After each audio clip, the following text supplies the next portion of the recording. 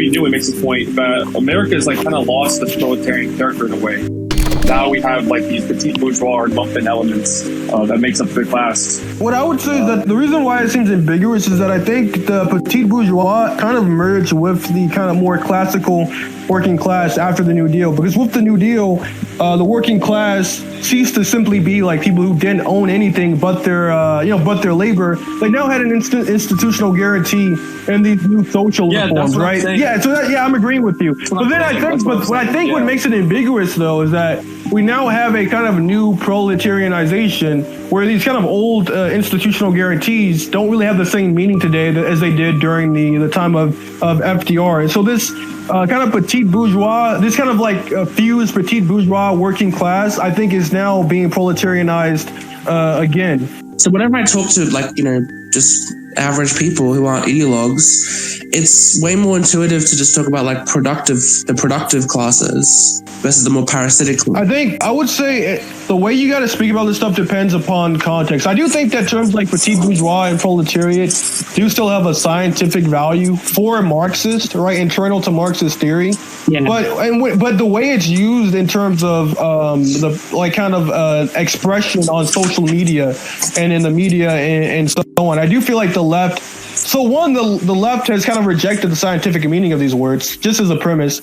Then two, they've given it their own kind of morally charged, like pathological meaning, where petite bourgeois stops referring to an actual class and it just refers to like your culture or your political beliefs, or sometimes just whether or not they like or dislike you. Like that's why I made that tweet like a couple weeks ago where I said that like petite bourgeois has just become a term that leftists use to refer to more conservative working class people, because that's really all they use it for now. They don't use it the way that it was historically used. And I mean, even historically, it's like this was not like necessarily an insult, right? The petite bourgeoisie was a very ambiguous class. There's always been segments of the petite bourgeoisie which is more bourgeois. There's also always been segments of the petite bourgeoisie that's more proletariat. I mean, what is the hammer and sickle, right? The hammer and sickle is itself the unity of the proletariat with the peasantry, what Lenin called the democratic petite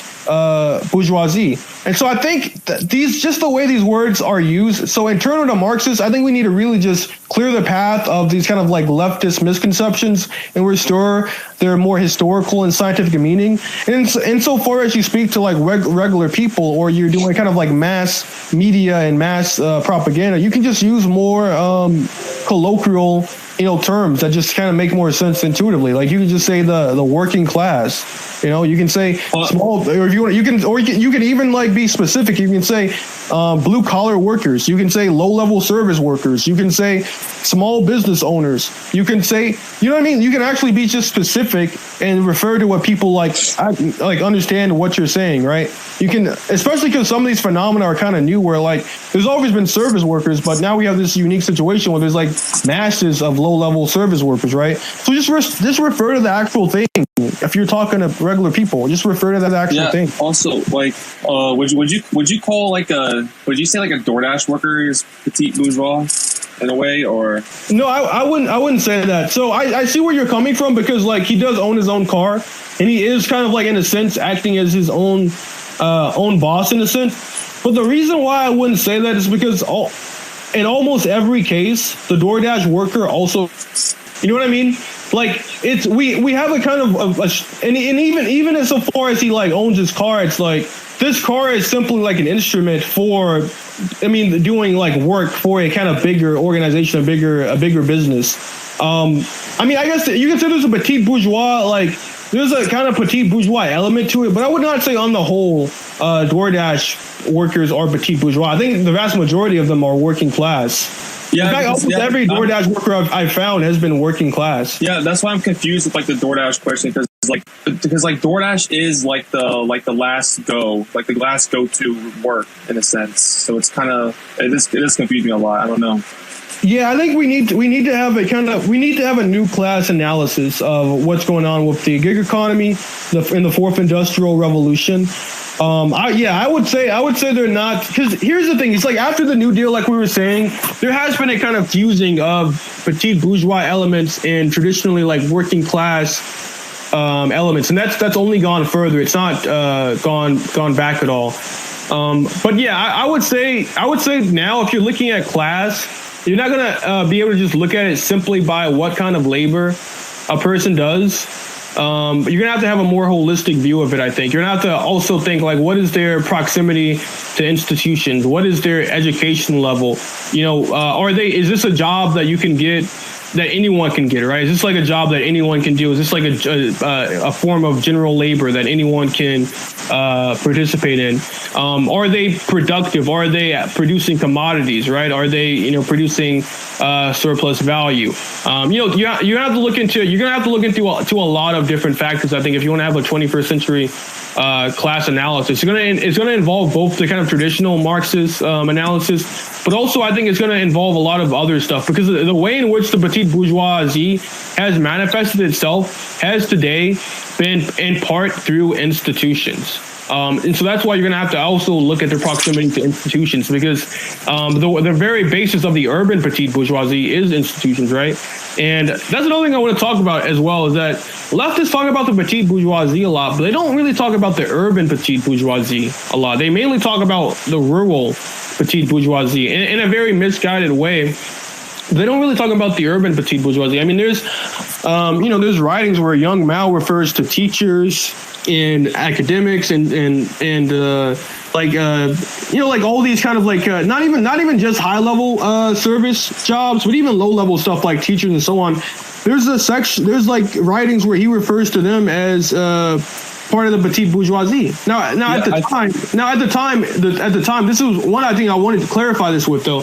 This was Young Mao, and I think during this time he actually was more skeptical of the rural bourgeois, of the rural petite bourgeoisie, and of the peasant petite bourgeoisie. And actually, at first, the weird thing is that at first, when Mao was young, he actually thought that it was the urban petite bourgeoisie, like these kind of teachers and so on, who would be more so at the vanguard of the petite bourgeoisie. But then later on, as he gains experience and as his theory develops, he starts to focus more so on the middle peasant, and he even has writings where he says encroachment upon the middle peasant is like the greatest era and stuff like that. So he does change his views throughout time, but this idea that there's an urban petite bourgeoisie, that itself does not change, and that's kind of what I'm getting at.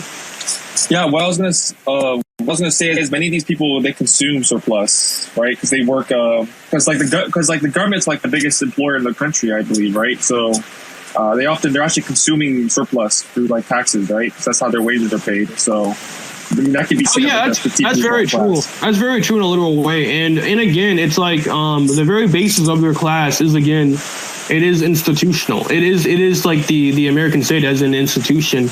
It is the university as an institution that is the very basis of their class. It's not really the production of commodities or the production of surplus value. Now, on the other hand, though, I think there's a misconception a lot of people have when we talk about value, because while they're not producing surplus value, obviously these jobs have a social function, right? And like, so for example, teachers, you got to have teachers if you want to produce more skilled laborers in the future. And if you know what I mean, if you want to have an educated workforce and so on. So when we say they're not producing surplus value, it's not actually any attack on their there's not an attack on like the colloquial. Marx does say that private university teachers, they technically do produce a surplus in a way, because they're like private contractors. They make surplus for the institution. Yeah, but even then, I think more so what he's getting at is that it has a structure that's more so similar to the structure of like capitalist production. I still don't think it's necessarily the same as the production of surplus value, which is all. I mean, what is surplus value, right? It's commodity. It's money, commodity. More money, right? You're producing a commodity which then is sold for more than what you put in to produce it. And when you actually read Capital, I've been kind of rereading it a bit. what you'll notice is that there's a lot of places where he refers to commodities as like physical things, as objects, and so on. There's like multiple places where he uses that kind of language. So I don't think he's necessarily saying that like private teachers as a class are like or producing surplus value, but I think he's pointing out how it can have the same kind of structure of capitalist production. You see what I mean? Like he's pointing out how like this has like the same kind of structure of the production of surplus value, where they're working for a private institution, and you see what I'm getting at? Well, I do remember in the theories of surplus value, he does say like a writer can write something for like a publisher, and then that's productive, because it does make a surplus off that.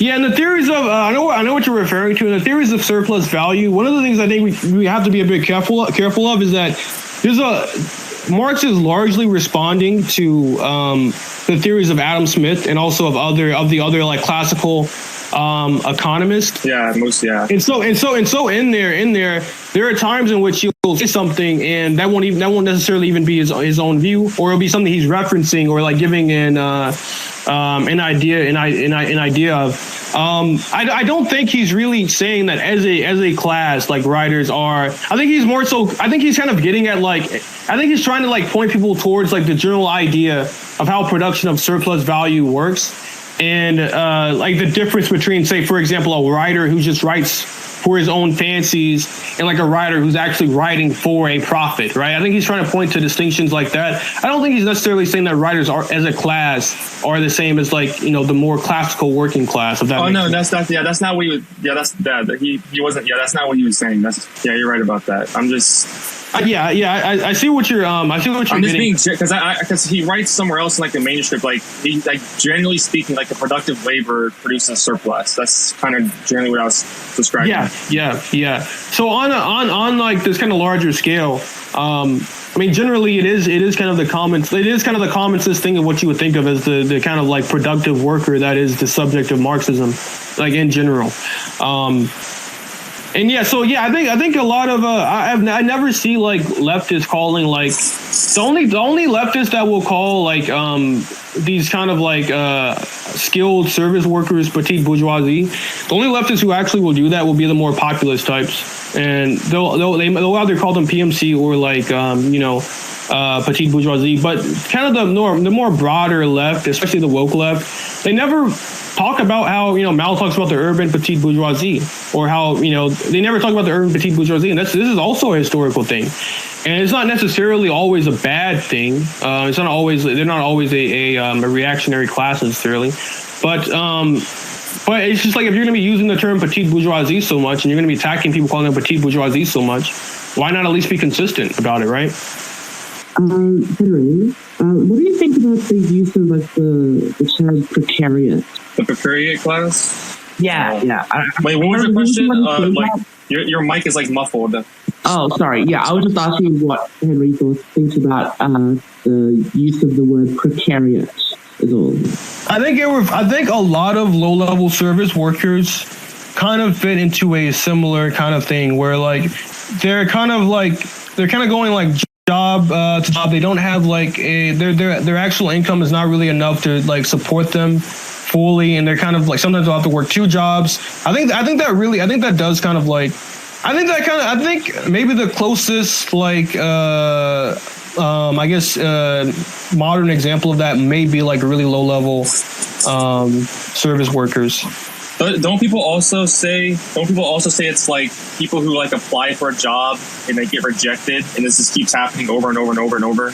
Yeah, like people who like consistent employment. Yeah, that's kind of the general way it's used. But I think there's kind of like a reality to that that's even a bit bigger. There's a lot of people who work these really low end service level jobs, because they're like these really low end jobs.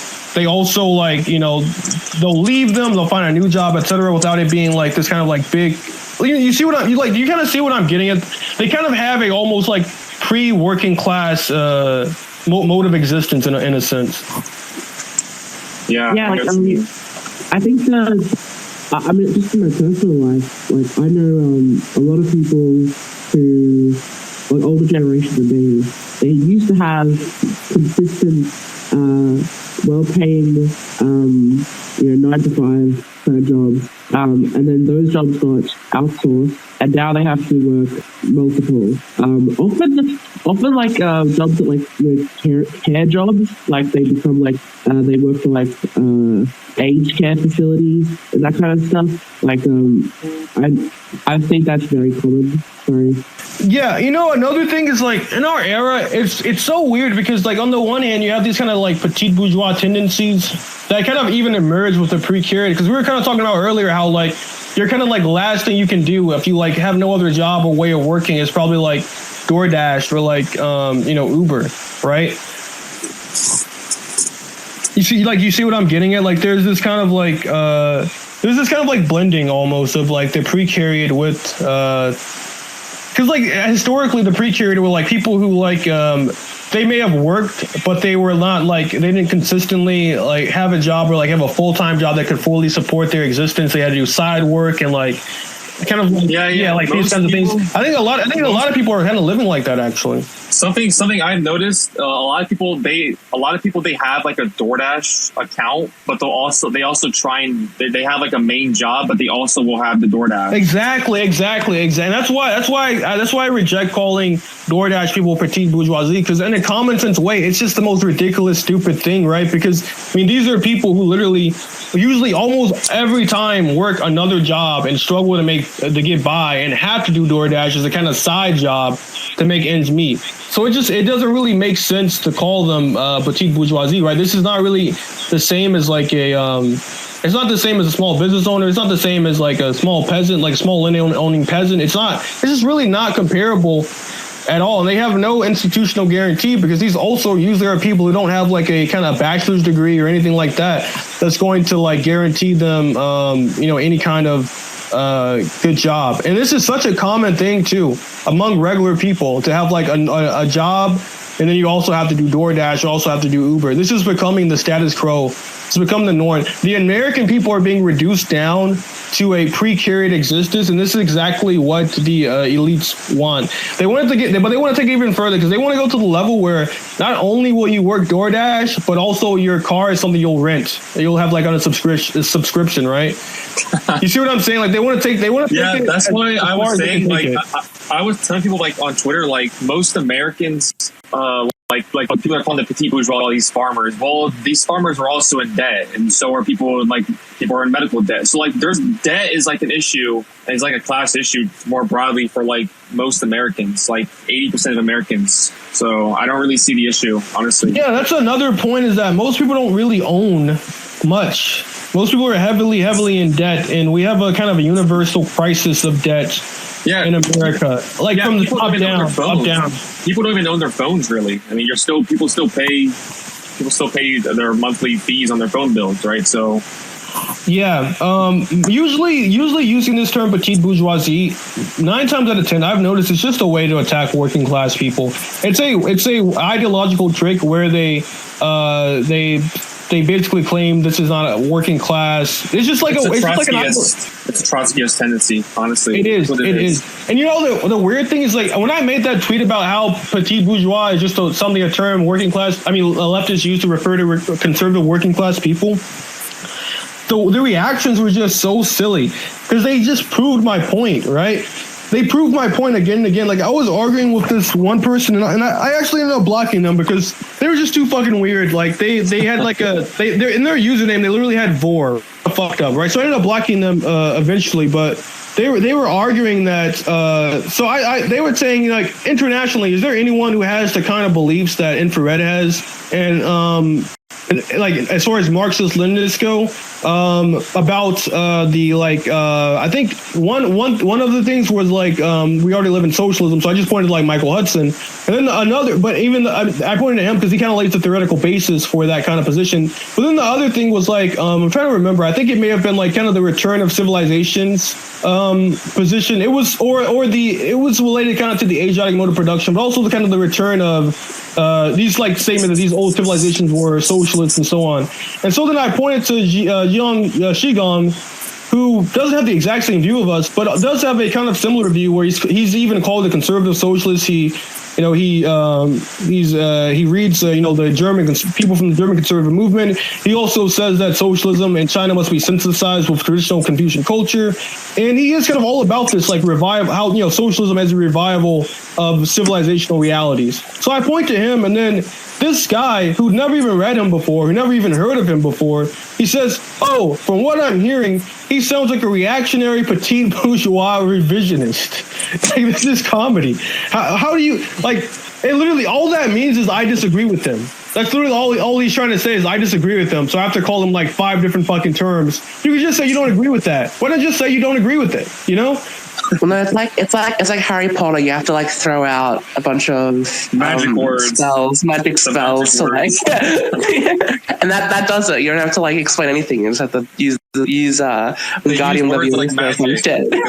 Yeah. It's like a spell. Yeah, I'm out here trying to do the class science. They're throwing Guardian Leviosa at me and shit.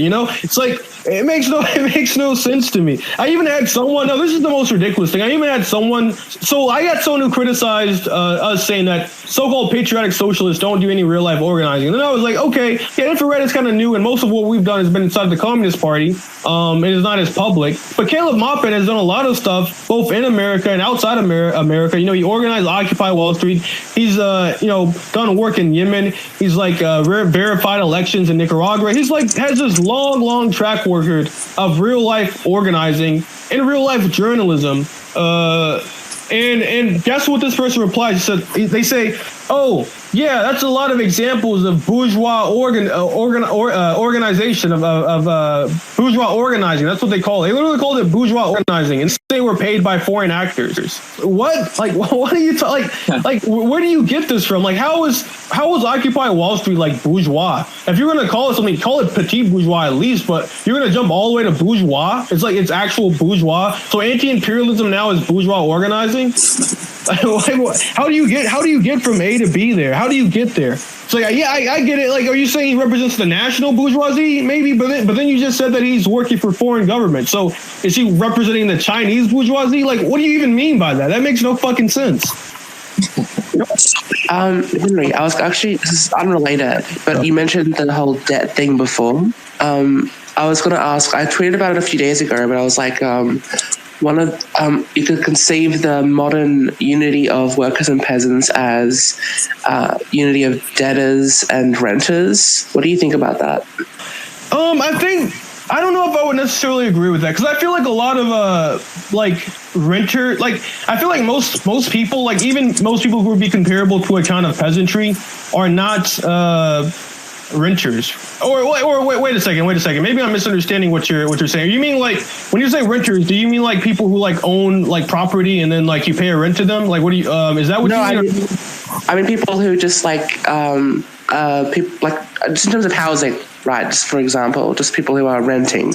I got you. Yeah. So people who like, I think I know what you mean. So people who like own means of production, but they're in debt, and then people who don't own means of production and they like rent they live in apartments and shit like that. Yeah.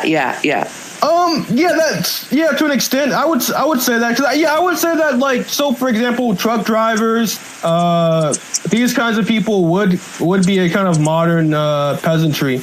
The only weird thing is that, like, in a sense, like the unity of the petite bourgeoisie and the proletariat almost has like the same like subject, because like now the closest equivalent to a peasantry is the rural working class, and that's the kind of novel thing about that. And but yeah, I would agree with that in a sense though, because one of the things that one of the conclusions that I came to when I was watching the 2020 elections and kind of looking at the voter demographics was that the kind of like the people's base, the people's center, was a kind of center between, on the one hand, the rural working class, and also, the rural working class, and then on the other hand, these kind of like low-level service workers who primarily voted for Bernie Sanders. So Bernie had so Bernie united the professional managerial class with the low-level service workers.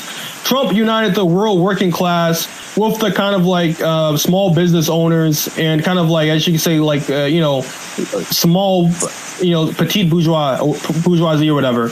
So they had these two separate unities. What I identify is that it's actually this kind of like unity between the rural working class and these low-level service workers, which would be a kind of people's center. And I also identify the kind of the Trump petite bourgeoisie, if you want to call it that, or the rural petite bourgeoisie, as being the more revolutionary and democratic petite bourgeoisie, as opposed to the professional managerial class, because their existence as a kind of petite bourgeoisie is tied up with the institutions of American statehood. It's actually tied up with the university. It's actually tied up with the media. It's tied up with the very institutions that a revolutionary party would be fighting against. Whereas they kind of like small business owners and so on, they're not really tied up with the institutions of America. They're not. They're even their interest is like a small business owner. It's not tied up with the institutions of America. It's not tied up with the military-industrial complex. It's not tied up with the media. It's not tied up with the university, et cetera, and so on. And so even they, I think, have a kind of revolutionary potential. So that's kind of where I see on a class level, like who we should be reaching out to. It's really low-level service workers, not PMC, but like people who work at Walmart, shit like that. And it's more traditional classical working class, which is basically in America, the rural working class. And also small business owners who are being proletarianized right now because since 2008, and then especially since the COVID crisis, small business has been under attack. The bourgeoisie has been destroying small business during COVID, during 2020. There was like such a crazy like decimation of small business, like maybe like half of small businesses or like 33% of small businesses, just some crazy insane number, went out of business, and they just never came back. So I think this class itself is under attack by the ruling elite. It's under attack by the establishment. I think we can work together with them towards a kind of common revolutionary position against the anti-establishment popular position. And one of the things we got to do in America that Lenin did well is that he united the democratic struggle with the socialist struggle. This is another way to look at the unity of the peasantry and the worker, right? Is this unity of the socialist struggle with the democratic struggle? Because in Russia they had a position where they had to do both the democratic struggle and the socialist struggle. And unlike the Mensheviks and these other leftists who believe that the democratic struggle would be led by the bourgeoisie, like it would be the bourgeoisie leading the proletariat to the democratic struggle. It was Lenin who said, no, it's actually going to be the proletariat leading the peasantry into the democratic struggle. And because it's led by the proletariat, this also allows for the immediate transition to into the socialist revolution. We need to do something similar to that in America, because in the age of imperialism has started to attack democracy. It started to attack the bourgeoisie has come into contradiction with their own democratic achievements that they had classically, like in the past. The imperialist bourgeoisie is coming into contradiction with that.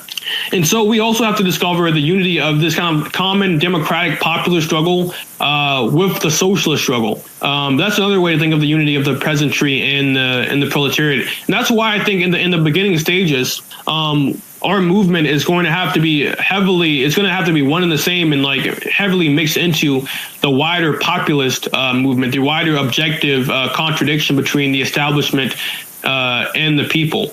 It's only through gaining leadership of this the democratic struggle, it's only through leading the democratic revolution that you can lead the socialist revolution. That was Lenin's point too. It's only through the proletariat leading the peasantry, through that you would be able to transition to the socialist revolution.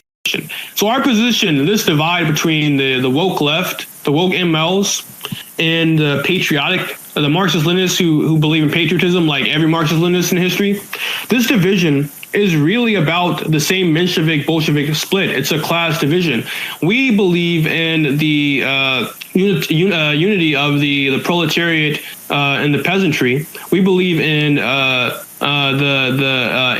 immersing ourselves into this popular people's democratic struggle, which comes from the widest strata of the American people, and align with the peasantry. And they, on the other hand, tail the democratic bourgeoisie. They tell the bourgeoisie. They tell they explicitly tell the bourgeoisie. The good ones tell tell the bourgeoisie, but then they'll say, "Oh, I'm anti-imperialist" and so on. But objectively, they are tailing the cultural positions, the cultural norms, even the premises about even the same like democratic premises about class analysis is precisely what leads to these confusions about the term petite bourgeoisie and proletariat. So we are making the same distinction again. They are, whether knowingly or unknowingly, siding with the bourgeoisie. We are allying with the peasantry in the broadest strata of the American masses. That's the difference here. I would say they are the true tailors, right? They're tailing democratic propaganda. They're tailing the professional managerial class. They're tailing the mainstream media. They are literally, they're tailing the mainstream media in the university. This land back shit. I mean, what do you think made it popular? It was Jeff Bezos, right? His $12 million had a lot to say for like this becoming a mainstream idea in the left. George Soros, he funds all these leftist movements and groups. They are literally tailing the bourgeoisie. We, on the other hand, we're not even tailing the so-called peasantry or the petite bourgeoisie. We are, if anything, giving a new form of expression, a novel form of expression to the realities of the American people. It's not that we're tailing the American people, quite the opposite. We are giving true form to the essential and fundamental truth of the American people. And that's why we arrive at these conclusions that seem novel in America, like the socialist patriotism. It's because we're authentically discovering the true form of the truth of the American people. That's what the job of a communist party is.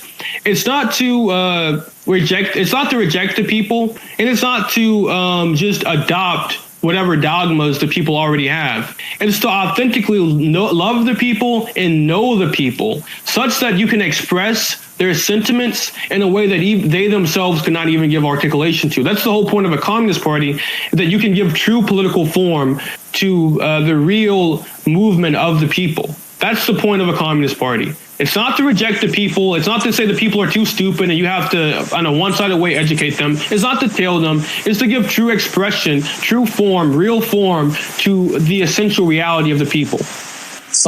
Chris, speak. You have your hand raised. Hi, thank you for giving me the opportunity to speak. Okay, go ahead.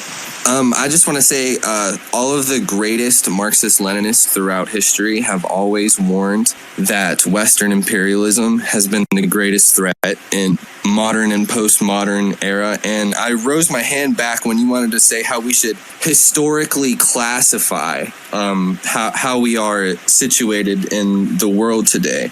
And Mao specifically related that the contradictions of the communist movement will be through all of the peasantry. And I like to think of it that there is no petite bourgeoisie. We don't have any power. There is the elite, or you could call them the oligarchs.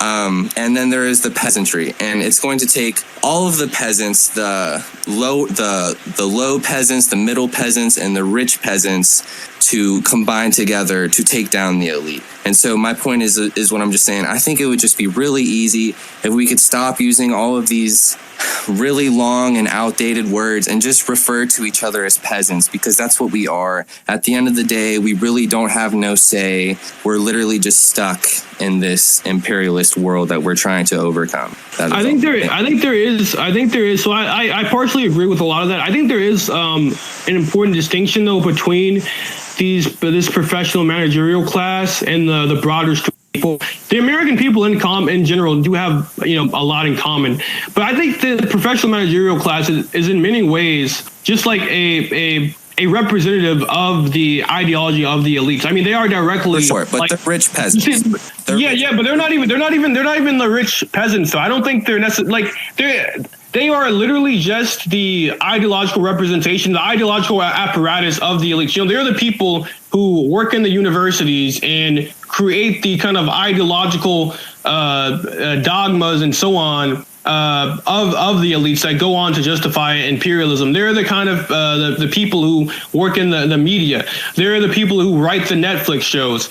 They're the people who relate these same dogmas and ideas on internet. They're the people with the Ukraine flag, Ukrainian flag emoji. I agree with what you're saying, but for example, Mao likes to say the middle class, this middle rich managerial class, will be the last to waver in the communist revolution. Once when they see the trend going in the peasants in the middle and in particular the lower peasants, essentially the broad base of people, those people that we're talking about right now, they will eventually come to join us because they, like I said, they are not above us in any way. Well, I'll try to explain the difference here. So when Mao was talking about the middle peasant, he's still talking about the rural petite bourgeoisie. I don't think in America the professional managerial class is comparable to the middle peasant simply for the fact that their basis as a class is not in owning their own land or owning their own businesses or anything like that. It's not like a kind of independent. Their basis as a class is not their own independent power. Their basis as a class precisely comes from the institutions of America. That's why I'm drawing the distinctions, precisely because their whole basis of a class comes from American institutions to begin with. And that's why I don't think as a class they are going to become revolutionary, because they have to come into contradiction with these very institutions which act as their premise. So as far as it's not so much because, so for me, it's not because they're too wealthy. It's not because they're too well off. It's because of their proximity and their relation to institutions. It's not so much because of the fact that they're middle class, but it's like how and through what are they middle class? They're middle class only through the American institution, which is different, for example, from say a very successful truck driver, or even different from say a small business owner. I think it's more so the kind of petite bourgeois elements of the Republican Party, I would say, that has more to gain as far as the initial democratic movement against the imperialist and the imperialist bourgeoisie. Even some segments of the national bourgeoisie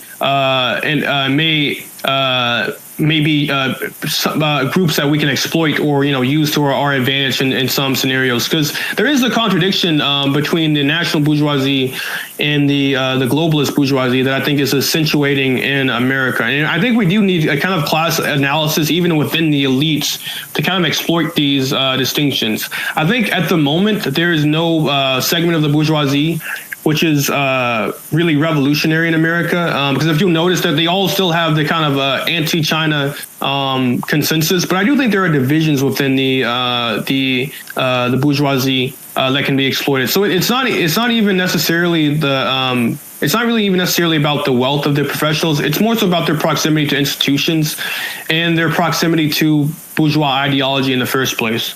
But I agree. I agree with you in general. And obviously, if there's, professionals who want to unite with us, obviously, I'll welcome them wholeheartely.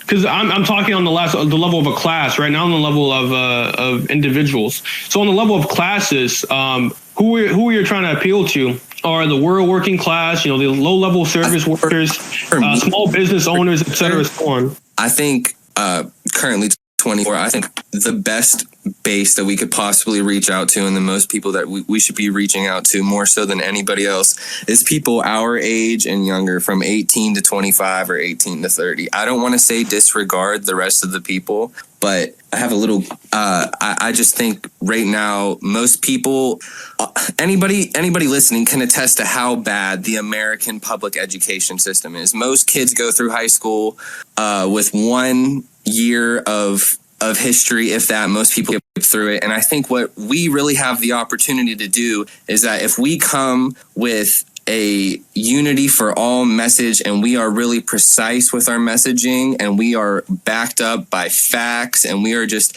as sharp as a knife with how we can present ourselves. And I think if we come at people our age, I really think we have a chance of doing this. Wholeheartedly, I believe that. I agree with you, especially right now. Maybe not later on when we're bigger, but right now in these early stages, we do want to appeal to people who are in their 20s and so on. I think for a revolutionary movement, at first, at least, it's going to be kind of young, and it's also going to be people. It's honestly going to be a lot of people who do have like the at first, like at this kind of like level. It's going to be people who do have their free time to even engage with these ideas. It's going to be people who it's not necessarily going to be the broadest strata of the masses that we'll be able to reach immediately. So I think at first, maybe at first we will need to appeal to more people around our age. But I think simply just to put it to someone like that's our age, be like, because most people they learn about the revolution, they learn about the Civil War, and then they learn about World War II, and then that's all they get. To introduce them to communism really easily, I'd recommend a couple books, but ultimately look at the Russian Revolution and look at the Chinese Revolution. It is the same exact enemies that we are still fighting against today. Marx, back in early 1800s, is still warning about the same people. And I just think when I talk about peasantry, like it's the enemy is so obvious. It's just these transnational elites, and it's never been so obvious. And we can just as an educated, open-minded youth for once, just like close down discussion and just come with an open mind and facts and just knowledge. And I think the more knowledgeable we are as a group and as a youth, I think it'll just show over time. We'll just blossom. I agree. I think that's based, and I think you're right. It has been the same enemies the whole time. It has been like the final culmination of the bourgeoisie is this imperialist bourgeoisie, and it was Nazis. It was Nazism, right? It was Nazism, which was kind of the culmination of the era of imperialism. It ended up being Nazism, which was the historical enemy of the CPSU and the CPC, the Communist Party of Soviet Union and the Communist Party of China. It was Nazism. It was fascism. It was imperial Japan, etc. But there's actually something I want to say about this kind of generational gap, because what I've noticed, and this was kind of like in the past before we started infrared, is that there's a bit of a generational gap. In the West, usually the left is able to appeal more effectively to younger people, but it can't win over older people. Whereas in in Russia, and maybe even in the East in general, but definitely in Russia, it's kind of the opposite, where like the communists are more easily able to win over the older people, but have a harder time winning over the younger people who are more skeptical. I think we as infrared, we're in a unique position to kind of bridge this generational gap, because a lot of our ideas, precisely because of the fact that we're very open to conservatives and we're not we're not liberal at all. A lot of our ideas, I think, could be received well by older people. Here's a story I want to tell you. So I was having a talk with Daniel Burke a couple weeks ago, and I was talking with him and someone else from our community with a username Iron Boy, and he was telling us because they're doing a campaign in New York for an independent candidate who's from their organization. And what they were telling me was that, oddly enough, it was actually a lot of the older people who were most receptive to their ideas. So I think we can perhaps appeal to both, because I think so far we've been pretty successful with appealing to people our age. And I think aesthetic is something that can be like an aesthetic for a new generation, right? This is Marxism, Leninism in the age of multipolarity in the post-COVID world. Is something fresh, something new, something cutting edge. But on the other hand, I think we kind of bridge the gap and eventually win over some of the older people as well. I think we can. I think we can even go. I think we can do even more than just winning the youth. I think we can really win over the people. It will just take consistent. It's going to take two things. It's going to take consistent practice and effort, and it's also going to take a continual engagement with proper theory to make the proper analysis and come to the correct conclusions about American politics around. And I think we can win over the people, because if you think about it like this is what kind of taken away some of my anxiety about the potential for the CPUSA thing and the potential infrared, is that all these leftist trends, if you've looked at them for a long time the way I have, they kind of pop up and then they disappear. Like they're trends. They just become trendy. They get in and then they disappear. Like BreadTube, all of a sudden was the big thing. Now it's irrelevant. Now there's no BreadTube. Right now it's like these woke MLs and these ultras, they're the big thing. But in 6 months or a year, that's going to be done. We have to establish ourselves as something that's not simply a trend, but a consistent tendency which will not go away. And it's through this consistency that we can emerge victoriously and defeat all of our ideological enemies and unite the broadest masses of the people. It's through this consistency. Time is on our side. Another thing is, Haas made this tweet saying that every spark of brilliance that's appeared on the left is killed. And that really related to me a lot because, I watched the left do this alongside them. Before we went public, we watched the left destroy everything that had any potential. We watched the left destroy, Corbyn. We watched the left destroy Bernie. We watched the left. We watched all of these brilliant insights get destroyed. We watched all this happen. We sat there watching for years as every spark of brilliance in the left got snuffed out and destroyed. We have to be the exception to that rule. We have to be as solid as a rock. We have to be like Peter. On this rock, the church is built. We have to build the Communist Party. We have to do this consistently. We have to weather the storm and the aggression that we currently are dealing with. And if we can simply hold the line, if we can be consistent in this way, if we can build the church, we can win. If we can build the CPUSA, if we can build the Communist Party, if we can be dedicated in that singular mission, we will emerge victorious. Because we're not like these leftists who are just doing this for a career. We're not like these leftists who are just doing this to satisfy libidinal urges. We're not these leftists who are just doing this to be trendy. We're not these leftists who just want to speak to an in-group. We actually love the American people. We love the American people. We love the people. And if you don't live in America and you're a communist, that means you must love the people of whatever country you live in. Either way, you love the people. We actually love the people, and that's what separates us. It's this authentic love for the people and authentic way of giving expression to the will of the people. This is what separates us from the leftists, and this is why we will remain. This is why we will stay, and this is why we will ultimately emerge victorious. Right now, we have all these different currents of Marxism and so on, but who's going to be there 10 years later? Infrared is going to be here 10 years later. Infrared is going to be here 20 years later. Infrared is going to be here in 2036, and that's why we're going to win, because we're not going away. We're only getting bigger and stronger.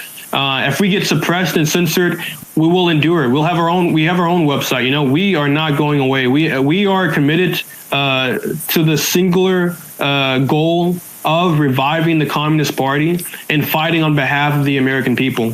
What you just said is literally what just the slogan needs to be. We're communists naturally, and historically we've always been the ones to want to defeat fascism. It's the greatest thing we can put forward. It's just, I think the best thing that we can do is just know that it's going to be an upward fight, and we as individuals just need to keep reading and becoming the best Marxist Leninists that we can be. Every chance that we get to have to talk to somebody, we have to be on it. We can't waste our opportunity to spread the word. Yeah, I agree with that. Before the thing about fascism now too is that explicitly fascism has become the paid dog of liberalism. You have this unity between the liberal imperialist and the fascist ones. The liberals are just the ones paying for the fascists who are sending them weapons and so on. We are the world historic enemy of fascism, or whether the fascists are the world historic enemy of communist. And another thing I want to say is that an insight that Marxism allows us to have is that fascism has always come from liberalism. It's always come from the established. It was literally born from, imperialism, right? It was born from imperialism. So yeah, I completely agree with you on that. We are the world historic enemy of fascist, and we are the only ones equipped to defeat them and to gain victory. This was the case historically, and it's still the case now.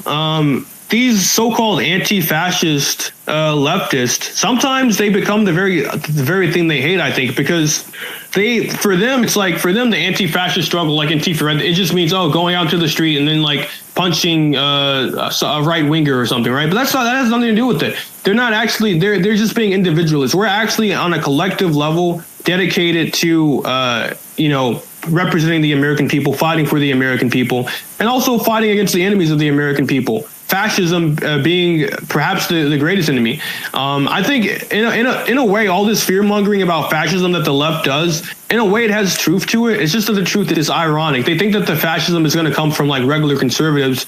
In reality, the fascism is going to come from the psychosis of liberalism. It's going to come from the breakdown of American unipolarity and of American liberalism and of the American liberal hegemony. And we're the only ones, I think we really are the only ones equipped to properly deal with this. We have a lot of allies, and I think we have to prove that we can give leadership to these different democratic forces that we can ally with. The best example of this, honestly, is Jackson Hinkle, right? I mean, Jackson Hinkle has reached the level where he's reaching a very broad, normal audience. He's talking to thousands of people every day, and he's opening up the floodgates of Marxism-Leninism. He's introducing, for the first time in like decades, right, masses and masses of America are being introduced to Marxism-Leninism. They're being introduced to the lies told about Stalin, right? They're being introduced to the truth for the first time in a long time, and that's why it's so beautiful to see his success. And I think this is just the start. Some people are requesting there might be some haters. They don't follow none of us, so we'll bring them in. We got Gary and Q. All right, you want to debate? I'll debate. I don't have any take on this. I was just looking at spaces. I saw infrared is right. Come debate us. Not really sure it was infrared. I've been in here for 2 minutes. It sounds like. Can you give me a little background on this? Sorry. Yeah, I'll let you know. So basically, we were Marxist-Leninist. If you don't know what that is, it's just the communist. So that's kind of the background. As far as everything else goes, we're mainly based in America. We have people in many different countries, though, but most of us are based in America, and we are trying to rebuild the American Communist Party. The Communist Party USA is what it's called. We're trying to rebuild it, and we want to make this a strong party, and eventually even participate in elections and all that stuff. One of the things that distinguishes us from the rest of the left is the fact that we're not like psychotic. We're not really leftists per se. We believe in the American people. We love the American people, and we want to fight for the American people. We're not concerned with like the kind of like woke cultural issues or anything like that. We're concerned with class struggle. We're concerned with fighting for the workers of America, for the American working class, and for the American people in general. So all that kind of like cultural BS, the woke BS, has nothing to do with us. And eventually, as we got more popular, we began to gain a lot of hatred from the left just because they attacked us. They say we're racist. They say we're all this stuff. We're not any of that stuff. They just call us that because we don't do the whole woke signaling and cancellation shit that they do. So yeah, it's that simple. So the left doesn't like you because yeah, okay, I got you. But you guys are on the same side for the most part, though, right? No, not really. I would say this. So in America, there's a lot of confusion about communism, and so both the right and the left, I think, have a misunderstanding of what communism is. You often have they have a misunderstanding of what communism is and what it meant historically. And so my conclusion is actually this. What communism actually means in America is, if anything, radically opposed to the other communists that exist in America, the other so-called leftists in America. It's actually, I would say, the left who are our biggest enemies. Intuitive, but it really is the case. Most of the hatred we get is from other leftists. It's because more fundamental than ideology, it's about class. And the fake left that exists now is the result of CIA influences. Like if you look into the Congress of, I think it was called the Congress of Cultural Freedom, back in the 60s, there was a concerted effort to fund anti-communist leftists and liberals. And since the 60s, the CIA has been heavily involved in the left and in creating leftists who are anti-communist. And so now we arrive at... that's why they love anarchists. What was that? I said that's why they love anarchists. Yeah, exactly. So we're actually in a position where I think the many segments of the left are our biggest enemies. Now, there are some people who I think who might be considered like left wing who who are not our enemies. Like I like Jimmy Dore and those kinds of people. But in general, we're opposed to the left. If you actually look through history, this kind of thing is not uncommon. It was actually a leftist who tried to kill Lenin, who tried to assassinate Vladimir Lenin. So there's always been a kind of internal contradiction within the left, which has been of great importance. Wait, let me ask something. Yeah, go ahead. I don't really know if I agree with participating in bourgeois electoralism, especially in America, because our system is so fucking rigged against the working class from the start. The corporate media, the corporate donors, everything. I don't know how. I'll give you an example. So in the worst, let's say we're able to build a popular movement, right? And we're able to get a lot of people to vote for us, but let's say it's rigged, or let's say there's some kind of we're able to show that the establishment is doing something completely unfair. Even that's a kind of victory, because we expose to a very broad strata of the people the fact that American democracy is a sham.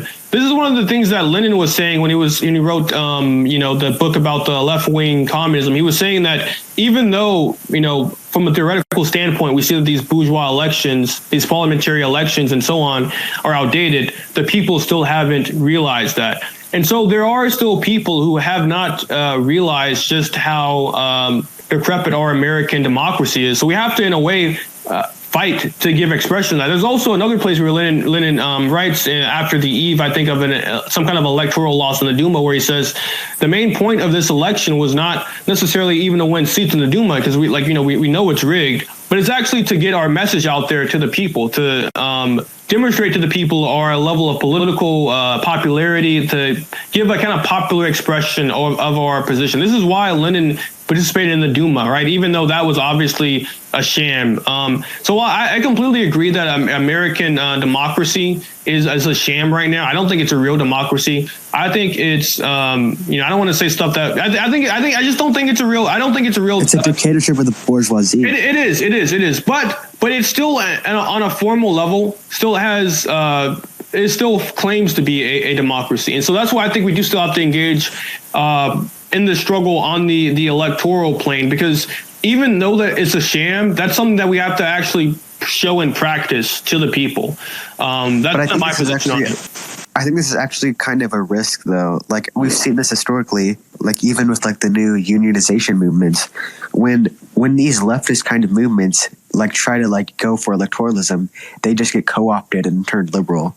Yeah, but the difference between us and I would say other left-wing attempts to participate in electoralism is the fact that they do it through the institution of the two-party system. And the two-party system is itself, I would say, these are like very primary institutions of the American democracy, of the American system, whatever you want to call it, or even of the imperialist state machinery.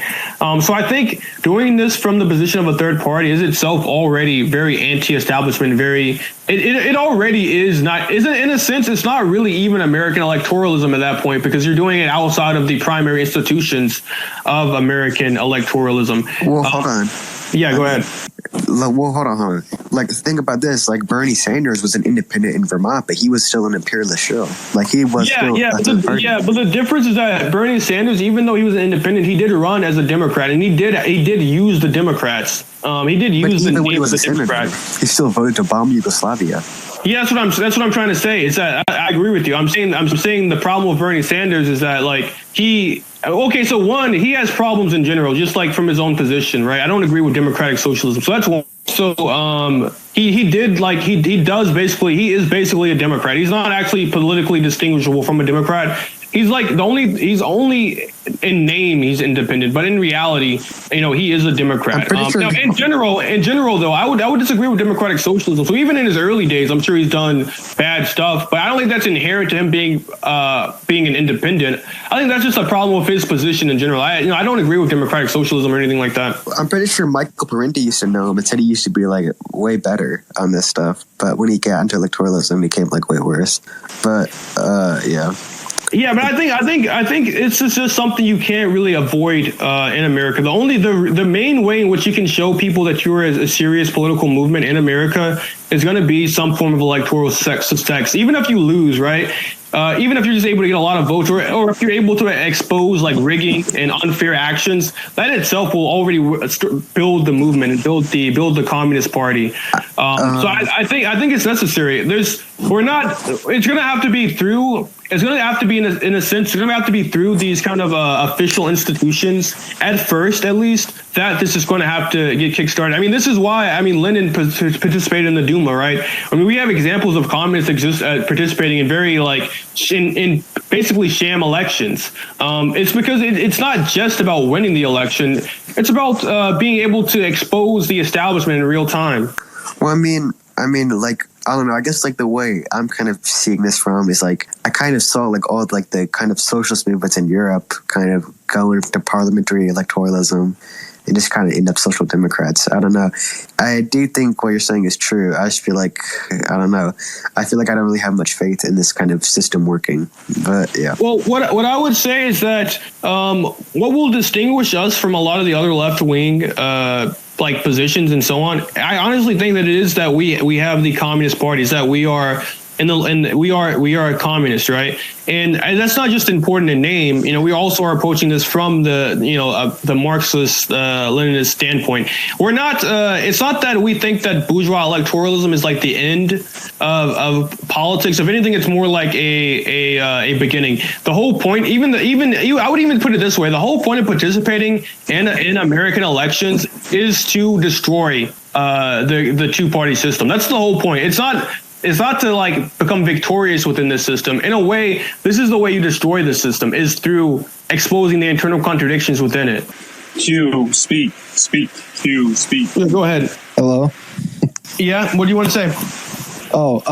This is going to sound like a broad stroke, but like from most people's point of view, I guess you could say every time communism has been tried, it's failed. And why do you think that is? And what could we do that would make it work? So I'm actually going to just completely disagree with that premise. It is true that probably most people in America currently believe that, and I think the way you can address this is simply by giving an alternative view, giving a different view of history in a successful and popular way.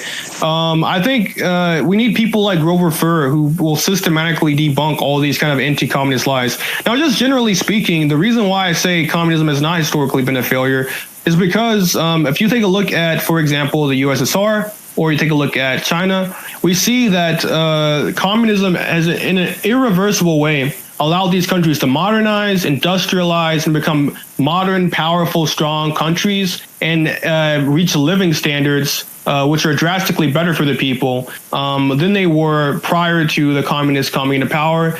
And they were able to do this in a way that was more effective than the kind of like semi-capitalist tendencies that were emerging in these semi-feudal countries. I mean, the reason why the Bolsheviks came to power in Russia, it was because the Tsarist regime had objectively failed the Russian people. You know, it was fighting an unpopular war. Even before that, it had already come into contradiction with the Russian people in 1905. There's a 1905 rebellion, and even before the Bolsheviks seized power, there was a February revolution, right? So there was an objective failure of the Tsardom before the Bolsheviks rose to power. And it was only because the Bolsheviks were able to successfully lead the Russian people, keep the Russian people unified, and even not even just the Russian people, but the Soviet Union in general, right? It was only because they were able to provide that leadership that they existed for, I think it was like 70 years, like 77 years or 70 years to begin with. The other political tendencies at the time in Russia, they quite literally could not do this. The Tsarist regime could not last. The other leftists who came and liberals who came into power in the February Revolution, they did not last but a few months. It was only the communists who were able to do this. And I can kind of demonstrate to you ways in which, they were successful. So one of the most obvious examples that a lot of people give when it comes to Stalin is Stalin's industrialization, right? He industrialized Russia at a pace that at that point was historically unprecedented, right? He did in like a decade what took other countries' centuries. Now, part of this was because he was able to, use more modern technology. And part of this was because, by this point, he was able to kind of understand the laws of industrialization, the economic laws of industrialization better. But he was able to do this in an extremely fast way. And he did this based upon the collectivization, not relying upon, agricultural surpluses from imperialism, or colonialism, but from the collectivization, which did coincide with a lot of hardship and a lot of difficulty, because industrialization and wherever it has appeared has coincided with hardship, difficulty, famines, deaths, and so on. But on the whole, he was able to do this successfully, and he was able to make Russia a modernized, powerful country, and he was able to build also a modern, powerful army that was capable of defeating the Nazis. If it wasn't for Stalin's successful collectivization, industrialization, if it wasn't for the rise of the Communist Party, Nazism would not have been defeated, because it was the Soviet Union which predominantly played the biggest role in the defeat of Nazi Germany. So I would say, as far as the Soviet Union goes, on the whole, they were extremely successful, and they only failed insofar as they failed to kind of, I guess you could say, synthesize the achievements of Chinese socialism. So basically, after the death of Stalin and the rise of Khrushchev, there was a Sino-Soviet split. So there was actually a debate and a split internal to the world communist movement itself. So while you can say that the Soviet Union ultimately fell, it was not so much in respect to the capitalist world order. If anything, it was in respect to socialism in China, right? So this was not a failure of socialism in general, but it was the victory of one side of the I guess you could say, world communist movement, of the Sino side, the Chinese side. The Chinese path towards socialism. Now, as far as the success of socialism in China goes, you again, like in the Soviet Union, you have the the primary stages of industrialization that Mao Zedong leads the people through. There were during the Great Leap Forward, there were hardships and there were difficulties and so on. No one's going to deny that. But like I said, this is common to industrialization in any country. The Western countries also had hardships and difficulties when it came to industrialization. The difference is that they exported that to their colonies, in the form of slavery and all these forms of brutal oppression, and also famines. They had all this shit too. It's just that a lot of it they exported to other countries, whereas China, they had to deal with all this internally in their own country, right? But they made it through this rocky, difficult path towards modernity. He led them through it. They made it through it successfully. And then you have Deng Xiaoping, who was a student of Mao Zedong thought, and he had the reform and opening period, and China continued to rise. It continued to rise, become to grow, and eventually China began to achieve these kinds of growth rates, which were unprecedented. And even today, now. China still has growth rates that are unprecedented among the major countries, among the big economies. Some people say, I think during the Hu Jintao era, that during this era there was creeping liberalism or liberal corrupt elements of the party that appeared.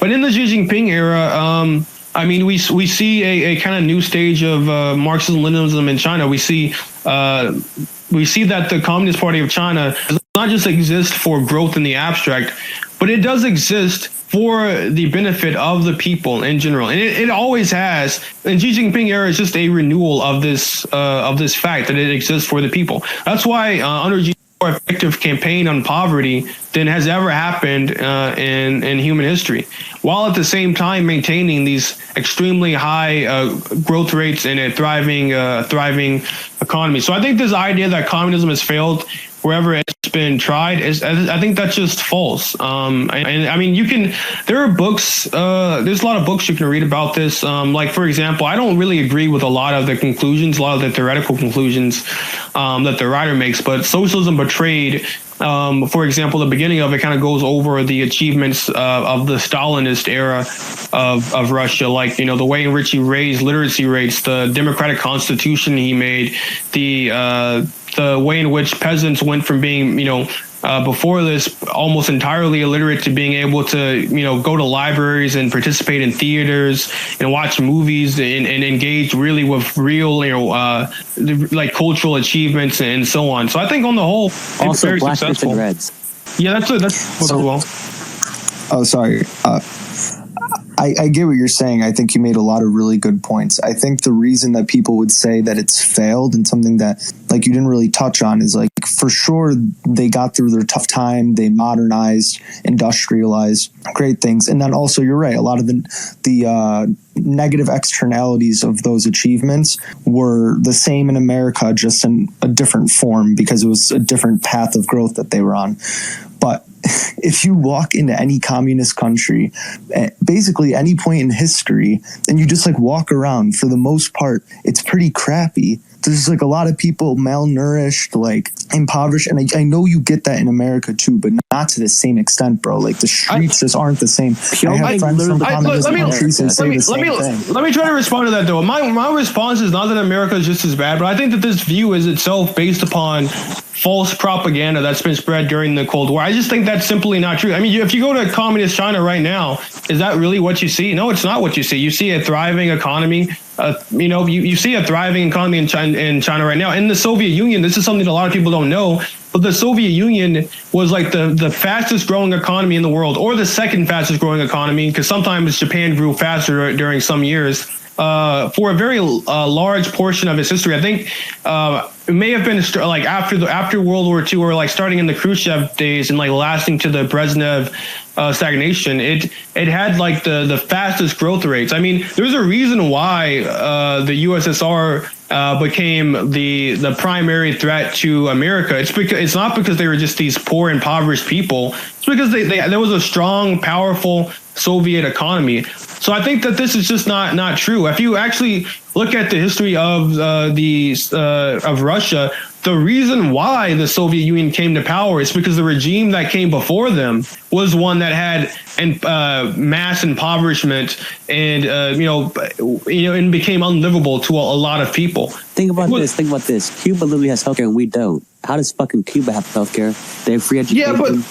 Yeah, but I wouldn't even just focus on that, because just like in a very general way, just like when it comes to just general living standards, I think this idea that Russia and China have really low living standards, it's just not true. It's just not true at all. Well, I haven't been to China myself, but if you go to China, I just highly doubt that would be what you would see there. Well, if you go to some of the rural areas, they make like 2,000 GDP per capita. Like the rural areas are still kind of poor. Yeah, I get that, but even then though, that's why I mentioned, for example, Xi Jinping's anti-poverty alleviation program. That's largely targeted towards the rural areas, and it's very, very successful. I don't think GDP. I don't think. But here's the thing: I don't think GDP is the best way of looking at these things, because you also have to take into account, for example, cost of living. You also have to take into account what kind of institutional guarantees people have. You also have to take into account ways of life and the way in which people own things. Like, for example, like in China, for example, even though they make less money per person,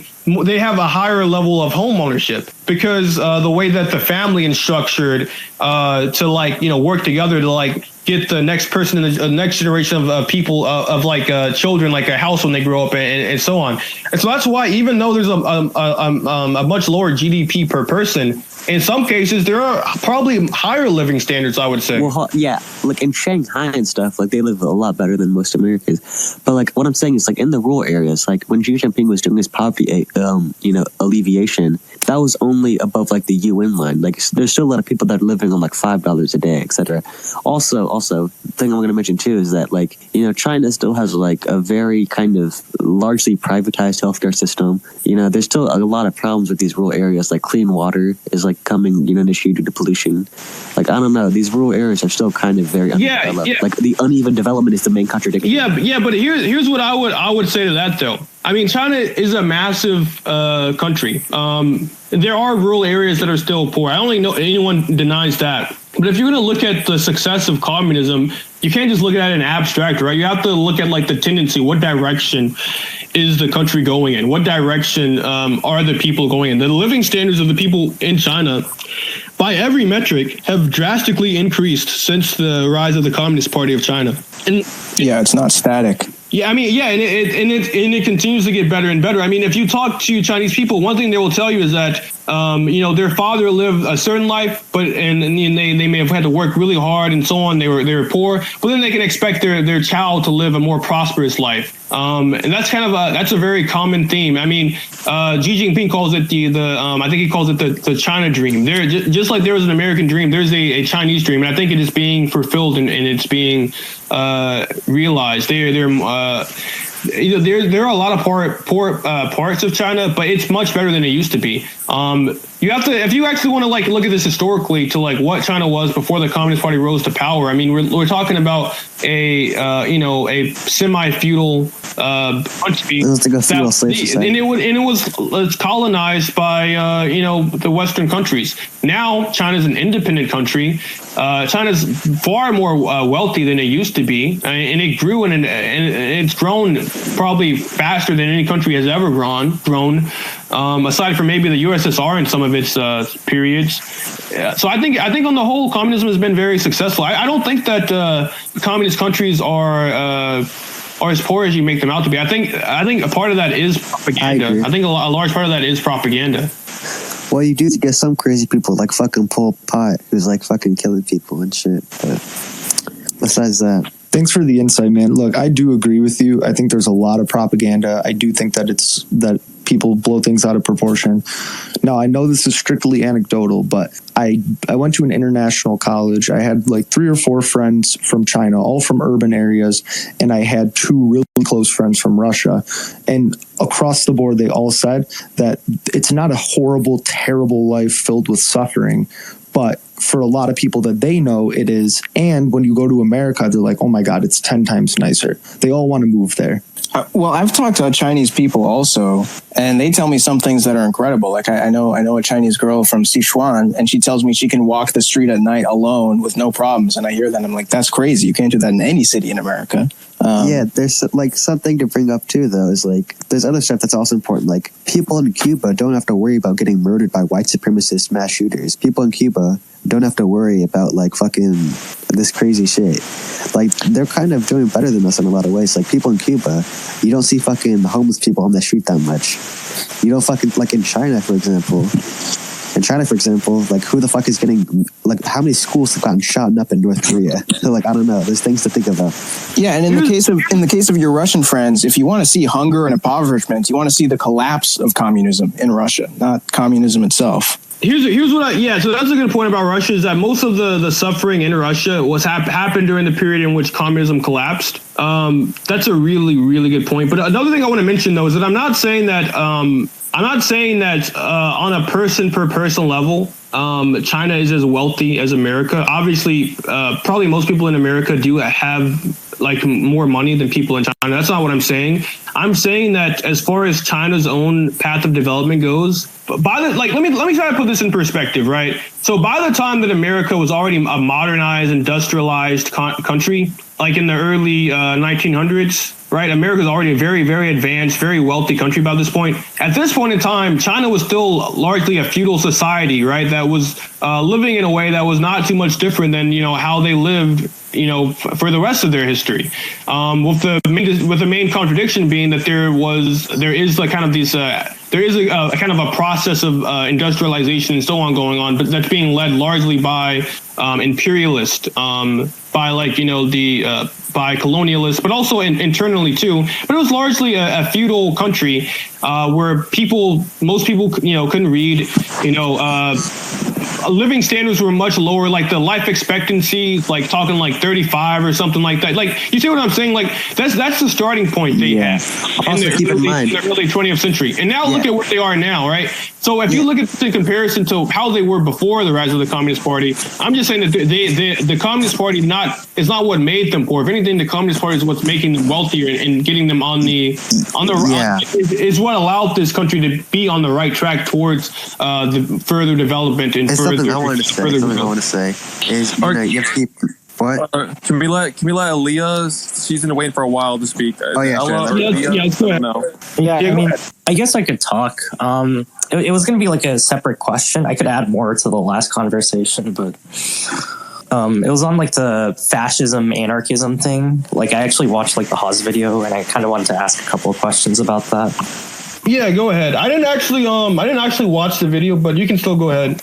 Okay, so like the video is like pretty long, right? Because he makes a very sort of complicated argument.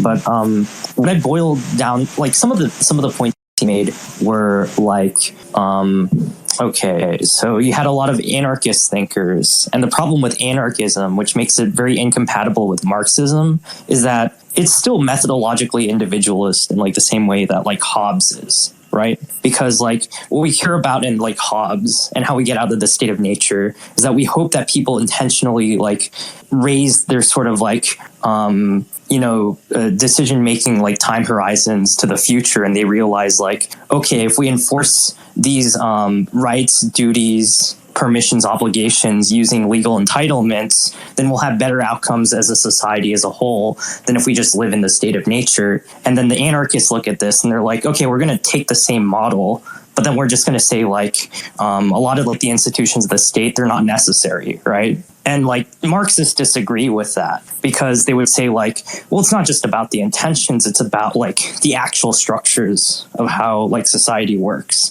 Like a good example of this is like, capitalists, they want to cut costs. So they adopt labor saving like techniques of production, but then, labor is the source of all value, or like labor is like equivalent to value. And so as a whole, capitalists like lose like per unit profitability of like how much like capital they invest, right? And it's that sort of thing where it's like the intentions don't matter. What matters is like the societal structure and like the sort of like quote unquote laws of history. These are what like make Marxism like actually Marxism, right? It's this sort of like materialism or whatever. My problem is like, then how is like fascism, which apparently like, and this is contestable too, gets like all of its ideas from like these specific like syndicalist thinkers, and like liberalism and like basically anything that isn't like communism. How are these different ideologies then? If Hitler was the greatest anarchist or whatever. Or like, wait, you're asking like how are like what different ideologies, like fascism and Marxism, or fascism and anarchism? No. Fascism, anarchism, liberalism. It seems like most of the thinkers that we use here, they do care about, methodological individualism, at least the people. Yeah.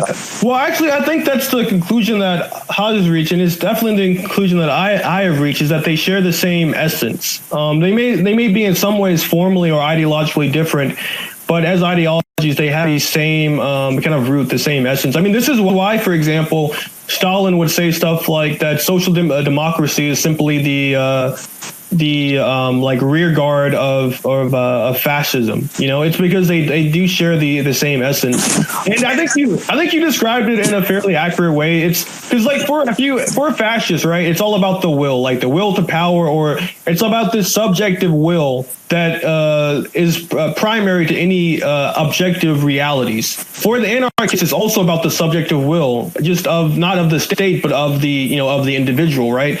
But they both are idealists, right? And that they put the subject, they see this in a one-sided way of purely looking at the will of the subject. Whereas Marxists, we are materialist, right? So we, for us, the object has primacy, and the subject is only correct. The subject is only politically correct. The ideology is only correct, and so political expression to these objective, more fundamental realities in the first place. Like, and you use the example of like the class contradiction. That's a very good example of this kind of objective like reality. So for the fascists, they say that they're just this is just their will to power, and it's through pure will and pure power that they are correct. The anarchist also puts as the supreme the individual will, the will of the subject. The Marxist has as primary the objective reality, the objective contradiction. And so Marxism is very humble in a way as well. It's because you don't think that you are above the laws of history. You're giving a political expression to these objective realities and contradictions.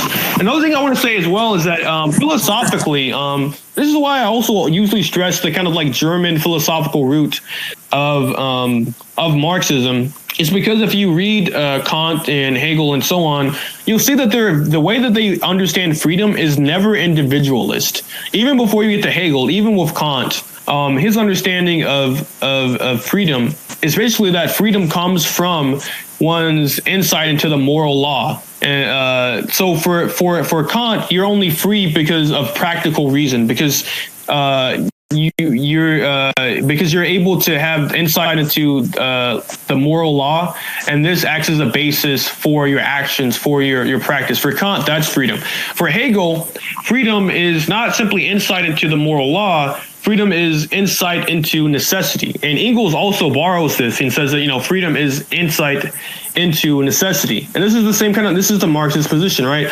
The subjective will is an expression of a deeper necessity, of a deeper objectivity. This is why I always say that for a Marxist, especially for a Stalinist, freedom is discipline. For an anarchist, freedom is just like hedonism, individualism, so on. For us, freedom is discipline. So can I ask you a couple of questions then? Because I just don't think a lot of these claims are historically accurate. And do you know Robert O. Paxton? He wrote a book on how to define fascism, for instance, and he makes it pretty clear. There's no ideological sort of root of all these different fascist ideologies. He shows that you can't just define it as they're anti-Semitic. Early on, Mussolini had lots of Jewish supporters, for instance. You can't define it. It's very hard to define it any way that's just outside of historically all these random people, they just decided to call themselves fascist. And a second thing is I don't think this methodological individualist position makes sense, because for instance, who is one of the greatest influences and critics on Giovanni Gentile? Well, it was Benedetto Croce, who was sort of influenced by a lot of the phenomenologists, Hegel, etc. He called I think Mussolini's fascism pure stupidity, some of the worst things in the world. He was a liberal, and if you think about Auguste Comte, everyone from liberals to integralists to different sort of right wing, left wing, all sorts of different people. They take from him, and he's not a methodological individualism. He believes that they're real social organisms, real sort of structures that people can be in, which are sort of defined by relations that people are in, and some sort of institution that builds up the broader structure as a whole. And you could even point to, I don't know, the American conservative tradition, because Haas he tries to compare sort of the old school myth and the old school determination of things via what is it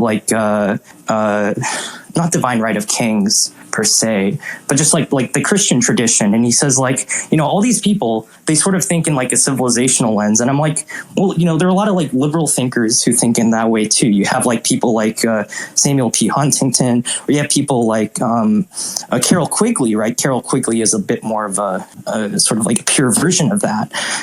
You could even say people like Keynes, right? They have these sorts of contradictions. They think of the world in a similar way, right? For instance, what may be profitable to one person, which is saving their money, just ends up on the whole creating this contradiction where, people aren't getting revenue, and so they invest less. And so everyone isn't allowed to save money because they can't actually, they can't actually invest in things, which increases the social stock of capital, right? I don't know. It doesn't seem like that maps onto anything, especially with Mussolini. If you look at his economic policies, at first he hires this classical liberal guy to liberalize finance and do all this sort of stuff so that they can stop the high inflation in Italy. And then they hire, there's that famous Mussolini phrase where he holds up the general theory and says this is fascist economics. And then he decides to like adopt like 5-year plans, you know, like during the end of like World War II. So like who knows what that would have brought. But it doesn't seem like fascists really have like a coherent ideology. I don't think you can lump in like all the enemies of communism as just being methodological individualists. So my reply to that is that I think in a way you're focusing too much simply on the ideology. I mean, you can say that also about anarchists. The main thing that they share in common is not necessarily even a strong ideological lineage. It's this kind of rejection of the state. It's the rejection of even the name of the father, right? This rejection of authority and so on. And I think on a historical level, fascists do share this in common in a weird kind of way, where they do have a rejection of these kinds of more objective realities in favor of the will. I mean, you can see this in a kind of I guess you could say practical way, insofar as their military exploits go. I mean, the whole the entirety of the fascist economy, as opposed to like actually solving the internal contradictions of their country and like mobilizing those contradictions. Instead, the solution to this was by the imposition of one's will on other countries and the promise of foreign lands. And so you have this situation where the entire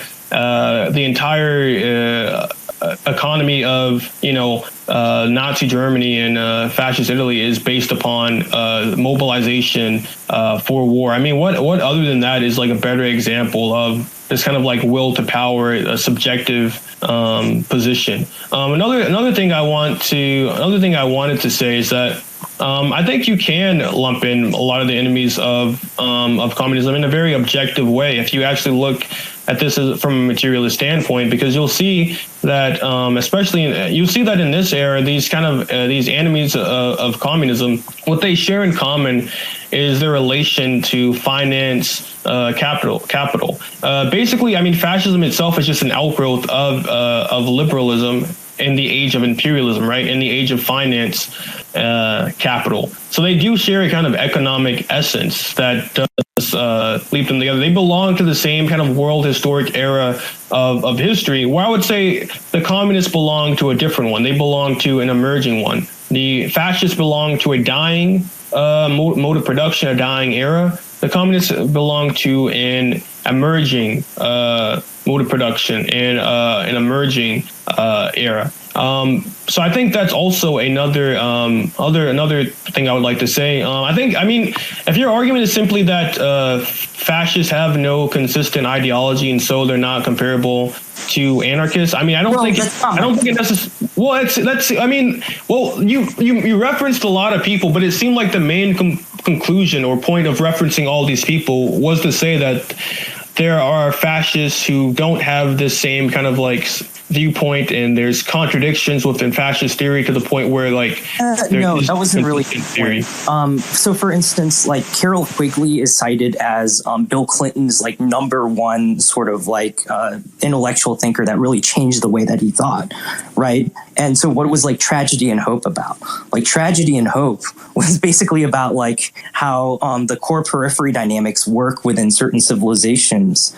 I haven't really read the full thing. It's like a huge book. It's like thousands of pages, but apparently I think he talks a lot about like how what is it like? I think he does talk about how like bankers have like controlled different things. I'm not really sure about that. That's like a big aspect of it. But when you think about like these big civilizational thinkers, they really have moved policy in a certain direction. Oh yeah, that's another thing I wanted to address, the civilizational thing. That's another thing I didn't really get was like, what kind of point were you making in respect to the civilizational thing? Like you were saying that there's also like liberal thinkers who are like civilizationalists. What was kind of the point you were kind of making there? Right. So, like, a lot of like the rhetoric that you could argue that, George Bush brought when it came to the war on terror, the war in Afghanistan, the war in Iraq, and even like before that, right, in the 90s, when you had like the Gulf Wars, this isn't what like primarily drove all of this, of course, but a lot of the justifications that people were making was that they were saying, in a post sort of like Soviet world where you don't have, like these just two sort of systems battling each other out in the Cold War, you just return back into the old school civilizational concept. And what was the big like civilization that we were going to clash with? Well, it was going to be the, the quote unquote civilization of Islam, right? This is the basic like thesis of Huntington's book. I see what you're saying. So I actually have a pretty quick response to this because I think we do address this. So the fact that there's going to be a return to civilization, I think that's just objective. But the different view that we have is that whereas I think the George Bush neoconservatives and these types reject a kind of civilizational dialogue, a kind of fraternity of civilizations, we think that there can be a dialogue between civilizations, and that recognition of these civilizational distinctions can be the basis of a higher unity of working together, of mutual cooperation, or as the LaRouche people say it, peace through development and things like this. And I think this is being forged right now through China's Belt and Road Initiative. So there is an important way in which we are distinct, I would say, from the neoconservatives here, because the whole neoconservative because like the whole neoconservative point is like a kind of civilizational racism in a sense, or a civilizational hatred, if that makes sense. You see what I'm getting at? Well, like it's kind of that was my point. Of course, you guys you have a very different view on like what you ought to do.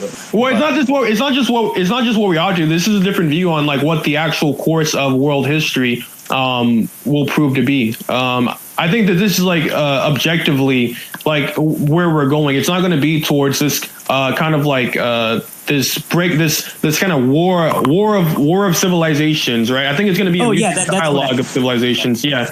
And another thing I want to say is that so multipolarity is also a way in which this is addressed, both on the civilizational level of there being distinct civilizations, but also on the financial level, right? And I think kind of the conflict between the USSR and the US kind of can give us a bit of an idea of what having more than one pole will look like, but that was only bipolar. So so I think moving into the future, we will have we'll have multiple civilizations, but we're also going to have, corresponding to some of these civilizations, multiple systems, right? So this kind of globalist model, it is breaking down, and I think objectively, maybe some of our enemies realize that, but perhaps in the opposite way, they have the kind of opposite position in respect to that. But I see what you're trying to say with George Bush, and yeah, I would agree in a way that he is acting in a kind of civilizational way, like because it's like kind of, there's another point we try to make is that a lot of this imperialism on the cultural level is a kind of like civilizational racism or a civilizational hatred of non-Western civilizations. That's usually how the human rights rhetoric and stuff is usually used or like wielded. Yeah, sure. I mean, what is it? I'm not really like a communist or whatever. I just thought like I kind of like watching Haas because he's very like very good, I think. So yeah, it was a good talk with all you guys. So yeah, that was a good talk. I think I'm gonna have to end things because it's getting really late where I live. But I have these sessions on a fairly weekly basis. So if there's anyone who wants to debate or have a discussion, I will be back at it sometime next week probably. So I'm gonna end the space here. Good night, guys.